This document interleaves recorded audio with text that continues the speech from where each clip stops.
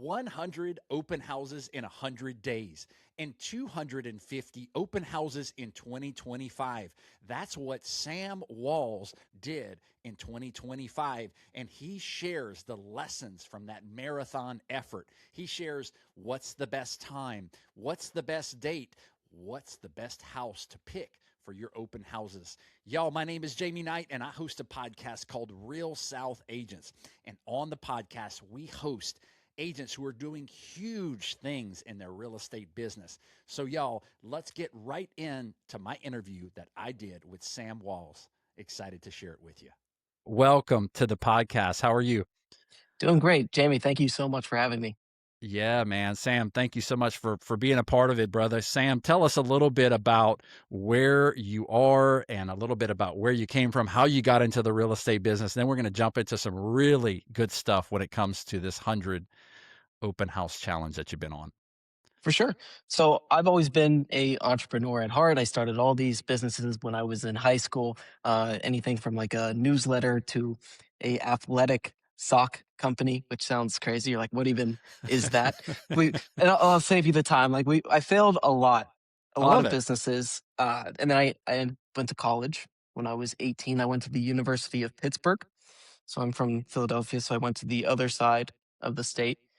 And I was there for a year. I was doing very well on paper. I had good grades, started the real estate club out there. Always had a love for real estate since I was 15 and read Rich Dad Poor Dad and realized that it's a spectacular investment.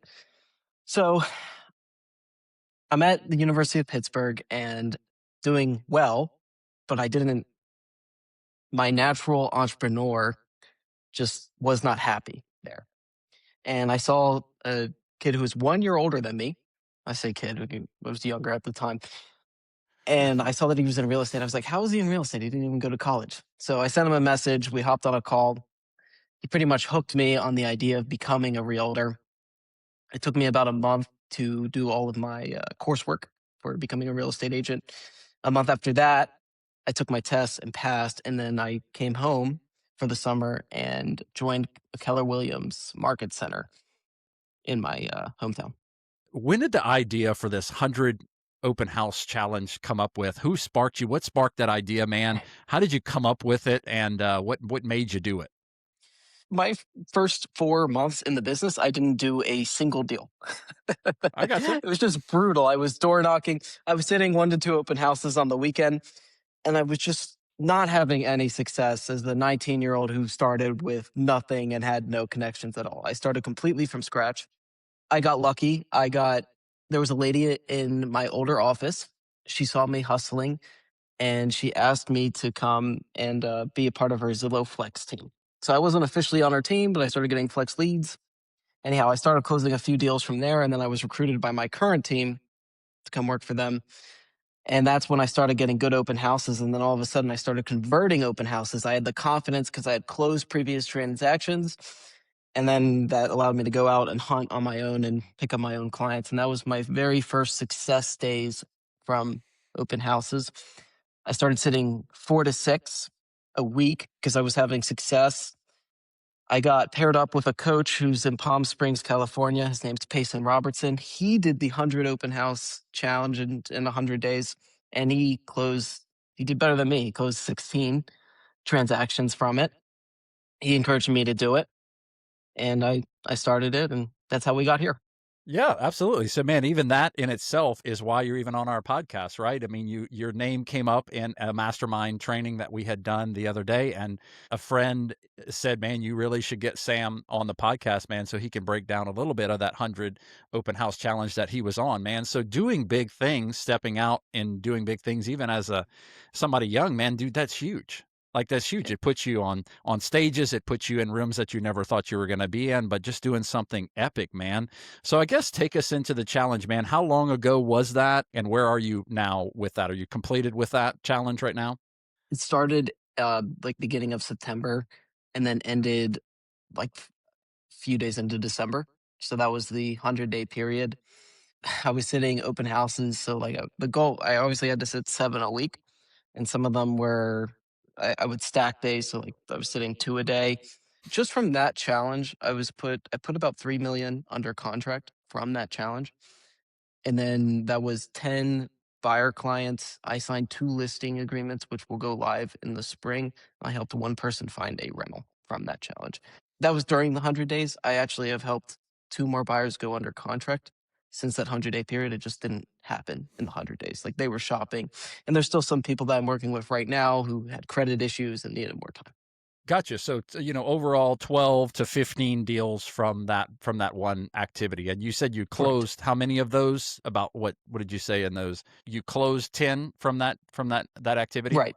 Correct. Nice, dude. That is so awesome, man. So, Yeah. give us some little tactical things, man. What did you take away from that effort? Like, what lessons did you learn from that 100 open house challenge, man? Give us a few lessons that you learned.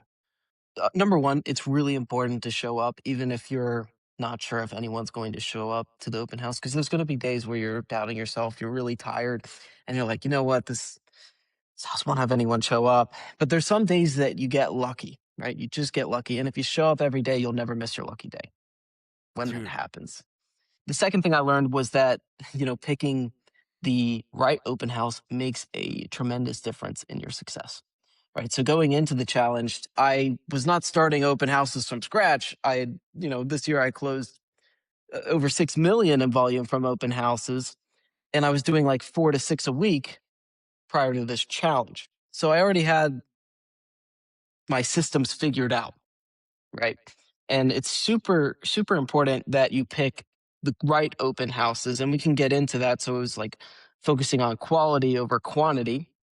That was really important. And before the challenge, I was closing no, I'm sorry, I was signing a client under a buyer agency or a listing agreement every 6.5 open houses. After the challenge, it was like 7.6 open houses was one signed client. And that gotcha. that ratio was worse because I was focusing less on quality and more on quantity of open houses. Right. So how do you select these houses, man? How are you actually picking the ones? And I'm sure you've learned that part as a lesson in the open house thing, right? So how are you selecting the houses that you're picking to do your open houses at? The most important thing is sitting open houses that are first week on market. Those are the ones that all the buyers are like go flooding towards. If it's already been on market for a few weeks, the buyers have already found a way to get to that house. They hit a Zillow button that said like contact realtor, or they reached out to their agent. They already found a way to get there, really, unless they just started scrolling yesterday and they need to find a way to get to the house. So number one is just picking open houses that for are first week on market. Number two, you want it to be in a good price range where your client avatar is more likely to show up to that open house. So I'm pretty young. I find that I work extremely, extremely well with first time home buyers. We have the same energy. I'm under contract to buy my first place. I'm going through the process right now. We can share a lot of similar experiences.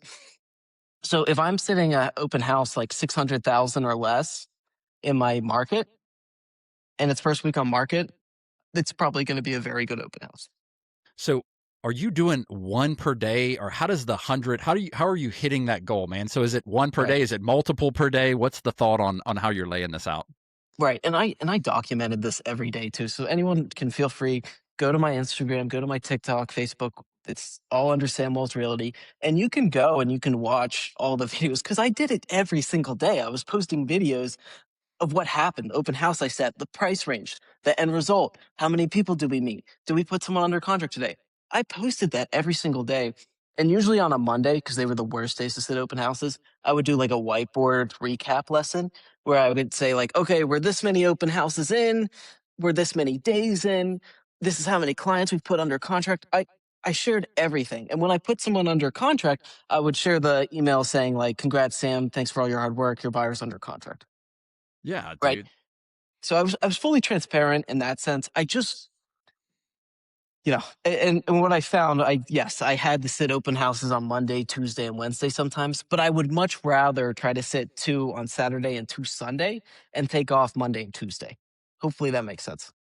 Gotcha. So you would fill in the blanks then if you weren't able to make one canceled, one you couldn't make it happen on a Monday or Tuesday or whatever. You double up on the weekend to make sure you could still hit your goal of 100 in 100 Exactly. days. Gotcha. So talk to us a little bit about what days Was there anything that stood out to you as far as like what days generally were like a better opportunity for yourself? Yeah, absolutely. So number one, the best day to sit it is Saturday. Number two is Sunday. Number three is Thursday. Number four is Friday. So in that order, those are the best days to sit open houses. And my goal now, like now that I'm done the challenge, 100 in 100 days is a lot, man. Posting a piece of content every day, sitting the open house every day. Like I have other things that I need to do as a realtor, right? Like doing the Right. showings, to going on listing appointments, writing off. Like there are other daily activities. So it was hard to do that. Right now, my focus is on doing 4 to 6 open houses a week. So if you're someone who just wants to like, if you do 4 to 6 a week, you should explode your business if you can stay consistent with that right now. And what you would do, what I would recommend doing, and what I'm doing right now, this week, I'm sitting 2 on Saturday, 2 on Sunday, 1 on Thursday, and 1 on Friday. Yeah, I'm sitting 6 So this talk week. about times with us too. So what times are even good? Like you say Saturday, what's your favorite time on a Saturday? If like the golden hour, what is the best Great one? question. So actually, during this challenge, someone commented on one of my videos. They're like, "Why are you sitting 2 hours? Why don't you just sit 1.5?" So I started trying, like, all right, what if I just sit in open house for 1.5 hours? That worked pretty well. 1.5 hours is actually a sweet spot. Is what I found. Um, Typically, what I would do is 11 a.m. to 1 p.m. and 2 p.m. to 4 p.m. Those were the two open house schedules, and that worked on Saturday very well, and also worked on Sunday very well. And you have to remember, like, if it's a Friday night the day before or Saturday night the day before, Sunday maybe people have church in the morning. 11 a.m. is kind of a sweet spot because everyone's either they're awake or they're leaving church. Is what I found. Gotcha. Man, that's huge. So you would say if you had to pick a time, Mhm. if a realtor was like, I've got one opportunity for the weekend, what time are you doing? I'd probably do 11 a.m. to 1 p.m. on Saturday. That would be Ooh, like the best that's the time. golden That's hour. yeah. Yeah. And then on Thursdays and Fridays, I would do usually 5 to 7 or 4 to 6. Where I am, it's getting dark much quicker. So by 6, it's pitch blackout. So right now I'm doing like 4 to 6 instead of 5 to 7. Gotcha. But And it's you're just finding, targeting people when they're not at work. yeah, you're finding that you're having some success on the Thursday, Fridays as well. Yes. Gotcha. How are you marketing and advertising these things, man? How are you letting people know about them? Are you? I know it's got to be tough with 100, right? It's probably the marketing Yeah. side of it has to be tough to advertise that much. But what are you doing? You're scheduling the open house in Right. MLS. I'm imagining. Like, Right. what else is done as far as a marketing ploy for this? Absolutely. Priority number one is scheduling the open house in the MLS because it's going to go onto sites like Zillow, Redfin, Realtor, and people are going to say, "Oh, there's an open house happening Saturday, 11 to 1. Let me add that to my calendar and make sure I get to that open house." Right. Uh, that's number one. Number two, I have very big A-frame signs, and you can find those on my social media as well, that I put out around the open house. So I put like two at the entrance of a neighborhood. They're super big. They stick out like a sore thumb in the road, and that brings a lot of people into the open house. And a lot of buyers who already go and appreciate it anyway. They're like, I couldn't find this place, but your signs were so conveniently laid out. I could find it. You know, that's how I do it. And I also when I'm there at the open house, I like to post a video just saying that I'm there or showing like a shot and the my sign with the open house in the background. I don't think that brings people in, but it creates the perception that I'm doing a lot in real estate, because people see every single day Sam's at another open house, right? And Yeah. perception's so important in this business.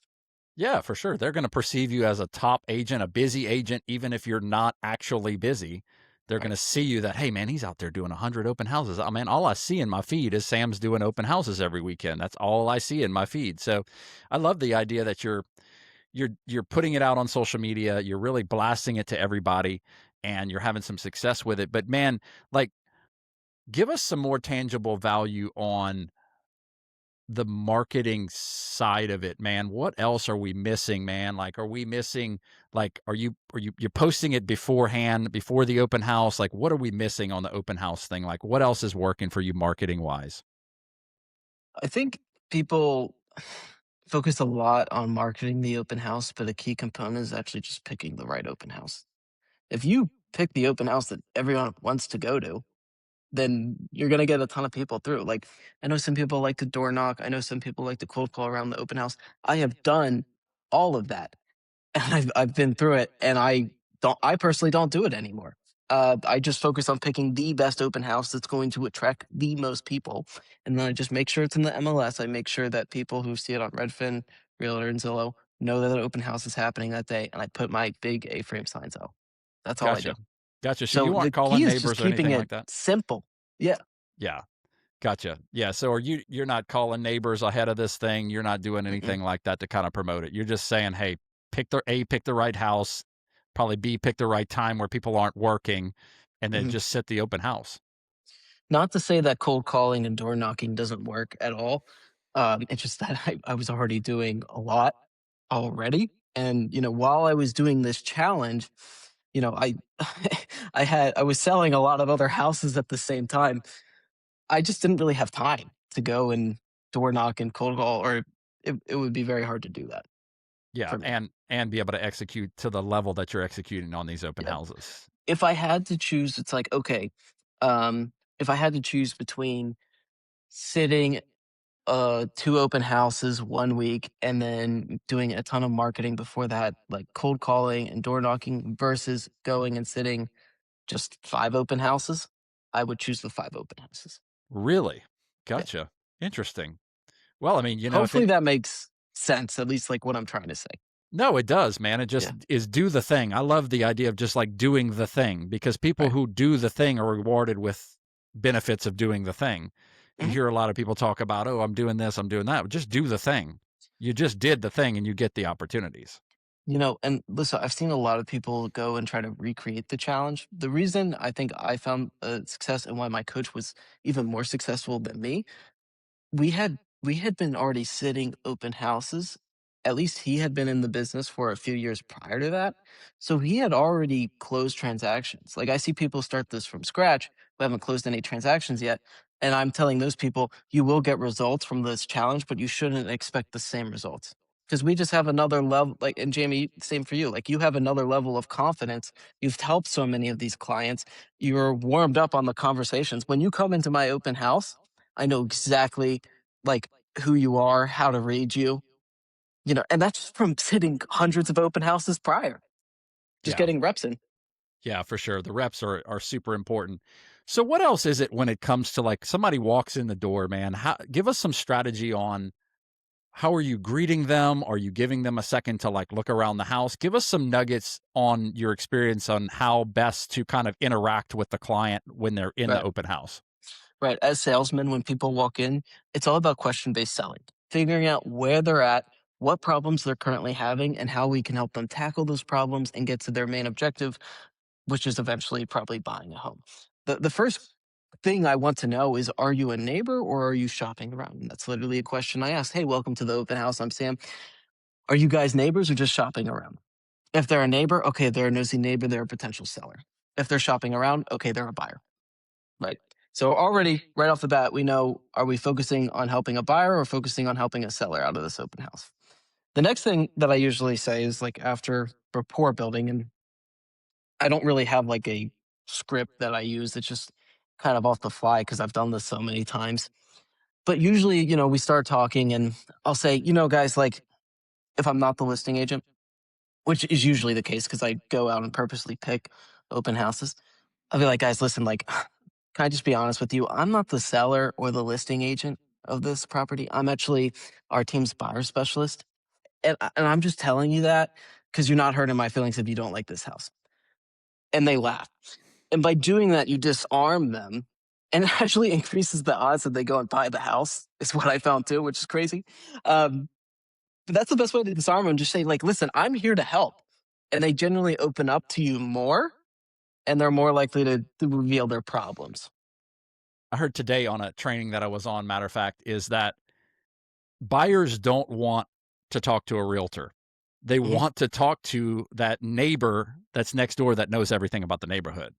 Right. That's what they want. They don't want to talk to a realtor. They want to talk to somebody knowledgeable about the neighborhood. And I think that's why when we're doing video content and we're doing all these different things, that videos that hit better are these type of videos that you're like, hey, look at the stain on this carpet. Right. Or hey, I don't know if this makes sense. What do y'all think about that? Or I You're don't know you're if this living absolutely room, right. and instead of like saying like, "Oh my God, look how beautiful and open this living room." I think most of the time realtors shoot video, and they shoot video in the sense that they're going to somehow text it over to a seller and say like, "Hey, what a beautiful job did I do on marketing your home," right? Which is totally the wrong way. Like, who cares, right? Buyers want to know, tell me what's wrong with this house. Tell me what I need to know about this neighborhood. Tell me Mhm. what's the crime rates. What do I need to know? And then that's how you build those deeper connections. A lot of people ask about the schools too. Schools are really big here. And something that also people like to work with people that are like them. So that's why I was big on attracting the young first time home buyers. Also, something that I started doing is paying more attention to Philly sports. A lot of people walking into the open house are wearing an Eagles jersey. So I'm like, oh man, that game against Washington was brutal. I mean, why did we not try to earn the second seed spot? And then that just, we're not even focused on the house. I'm focused on the Eagles game, right? That's just in my experience what I found, and that can be different for every area. Yeah, for sure. Know something Yeah. about the area. I always say too, I think another strategy tactic that I like to implement at an open house is tell them something that they can't find on realtor.com or Zillow. Hmm. Whatever that is about the house. Hmm. Something that they're not going to be able to find. Could be, like you said, something about the schools. Could be something about the elevation or the flood zone status of this thing. Could be something about maybe an insurance policy that you know, hey, this house has got a 1 year old roof. That's going to be a little bit more of a savings on your insurance. Or, hey, this is, something that they can't find on realtor.com or Zillow. I feel like that's a great thing to have with every single open house that you host is what do I know as a realtor that they can't find by looking on realtor.com or Zillow? That's a phenomenal point, and that also comes, like I said earlier, that comes with the experience. And that's why, like, you and I doing this challenge, we're gonna have better results than someone else starting from scratch. Yeah, but taking some things Yeah. like this and into the challenge is great. Like an agent could really pick this challenge up from the beginning and start from scratch and have, like you said, some success. But also, too, not only are they going to have the success and they are going to do deals from the 100 agent open house challenge, Yeah. but they will learn and master that craft. Like you said, Yeah. your conversations on day one, your first open house, you probably were fumbling for your words, you probably were I hovering around absolutely like a was. like a like an eagle. You Yeah. probably were doing all the wrong things, and then naturally you say like, I didn't have any luck, and your mentors can kind of help you. Yeah.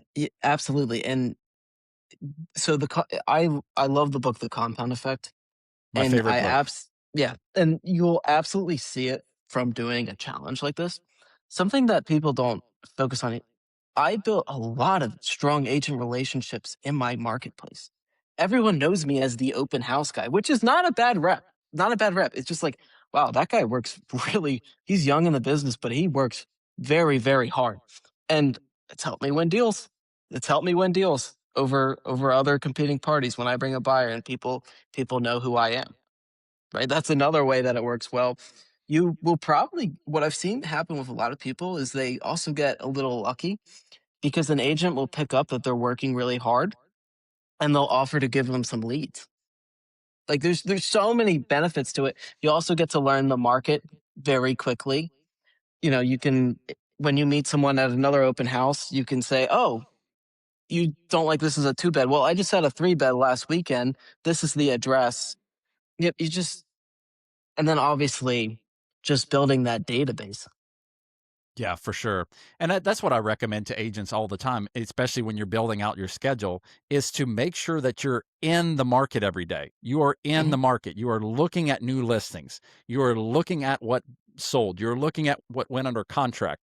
And when you're doing this challenge, right, not only are you looking at new listings, right, because you're trying to get these open houses scheduled and pick the best ones, but you're actually going in these houses and doing the open houses. So, what better activities can you do as a brand new realtor or a realtor who is looking to grow their business right now than actually study the market, pick the houses that you'd like to do these open houses at, and then actually get in the house?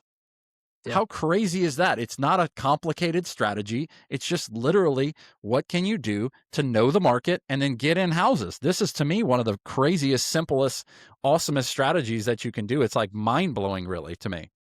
What I love about it, it's kind of like people walking into a car dealership when they're ready to buy a car, except you don't have to sell them that car on the lot. You can take them to the dealership over and be like, "What do you think? Oh, this one actually works." Like I really like that. And Yeah. you can set up. I'm ordering a Starlink satellite. You can set up. You can make it your home office for the day. You just put your signs up. People text me all the time. They're like, "I just saw your signs. Just saw your signs in the street." I love it. Yeah. Just sit there and do your office work. Make your calls, Yeah. sit there and I look for your next open house. I go to my office every single day. I'm in my office right now, but I also sometimes I just go to the open house for the day and just set up camp there and just work there. Yeah. Why not? You might as Yeah. well. And then you just hold it open, Yeah. or hold it open a few hours out of the day and just work the Right. rest. Someone walks in, you put your computer away, you introduce yourself. Yeah. Might as Gotcha. well. Yeah. It's the same for me. Yeah. Gotcha. What kind of things what kind of things did you learn from this thing? What was the biggest challenges when it came to completing this challenge? What was the biggest obstacles that you faced? Showing up every day was the hardest part because it gets pretty mentally fatiguing. Uh, also, I think there was probably over 20 open houses no one showed up to. Think about that. Yeah. 20% of the time, no one showed up. And I was just sitting an empty open house. Yeah, with your own thoughts. Yeah. Right. And like, Right. why am I doing this? Does this Right. make sense? Mhm. But the idea that you're doing it no matter what. That's the thing. And that's the compound effect that you're working on right there. You talked about that being your favorite book. It's one of my favorite books. I recommend it to everybody. I buy copies and hand it out all the time. I think it's one of the most powerful books because doing the thing awards you the opportunity of getting lucky. Mhm. You don't get lucky unless you do the thing, right? Right. Anything above one compounds on itself. So like if you're you just got to continue to show up and do the thing, and then that's when you get lucky. Somebody might look at this your story and say, "Oh, Sam just got lucky." No, he didn't. He showed up. Right. 20% of the time nobody showed up to the open houses, but he continued to show up and put in the work no matter what happened. You know where you get super lucky, which is rare when someone comes into the open house and they just go in and buy the open house. That happened 4 times in the challenge. People walked in. One time I forgot to call them back and, like, leave them or, not call them back, but follow up after the open house. They called me, and they're like, "We wanna put an offer on this house. How do we do that?" And I was like, "Well, you've come to the right spot." Like, you know? That's it's incredible. And also, 2 out of those 4 times, people were walking or driving by the open house, saw the sign, came into the open house, didn't know what was happening, and they just saw the sign and came in. There you Just go. crazy to me. Those signs paid for themselves very quickly. There you go. Yeah. Well, brother, we ran through almost our whole time, man. We are almost through our whole 30-minute time. We try to go. But man, I always, on every single podcast, I always ask agents, I say, Sam, speak to an agent who may have had a struggle in 2025. Maybe they're looking for a new strategy, and maybe open houses is their new strategy that they want to try to implement in their business, man. Yeah. Speak to that agent that's coming in, they're hearing your story, and they're discouraged, man. They're looking for something new. Speak to them and give them a little bit of encouragement for 2026, man, and then we'll close it out. Well, first of all, I understand where you're coming from. I started where you were. I started with nothing. I have no family in the business. I started with 19 with no connections. Very new in the business. But my first few months, I sold under 2 million in real estate. This year, not even like a year later, I've sold over $10 million. And I did it by doing the unsexy thing over and over again. I didn't reinvent anything. I didn't buy leads. I didn't move markets. I just did the same thing that worked over and over again. And Alex Hormozi says the same thing. Sometimes it's just doing more. So when I go and sit 250 open houses this year, which I did, you saw 100 in 100 days, but I said it was like 240. Wow. That didn't just happen. It wasn't luck. It was me doing the unsexy thing over and over and over again. Yeah, That's my man. message. Absolutely, brother. Totally killed it, man. I'm totally rooting for you, man. You are so awesome, dude. I'm so blown away, man. 20 years old, about to be 21, dude, out there crushing it, man. 250 open houses in 1 year, 100 in 100 days. Dude, highly impressed at what you're doing, brother. I really, really appreciate you being on the pod, man. And we're going to put some of Sam's contact information over in the details of the podcast so you guys can go connect with him, go follow him on his TikTok, go follow him on Instagram, man. Check out what he's doing, dude. So, Sam, thank you again, my brother. Appreciate it. Yeah, Jamie, thank you so much for having me on. And if any of you have any questions, feel free to message me on, social media. It's just Sam Walls Realty. Hopefully it motivated some people to get out there and try some things, and maybe not 100 open houses, but you can set a smaller goal, 10 open houses a month, whatever it is, man. Just get out there, set the goal for 2026, allow some positive movement to compound on itself. And guys, we launch a brand new audio version of this podcast every Monday morning. We're bringing in valuable people just like Sam who are doing huge things in their business, man, to move the needle. So I hope that you send this podcast over to a friend, somebody that may be interested in what Sam has built, and maybe get some knowledge and some nuggets on some of the things that he's brought to the table today on the podcast. So, guys, I hope that you're enjoying it. I hope that you continue to give us some positive reviews and share this episode. So, guys, we really appreciate you being with us every week, and I hope that you guys have an amazing day.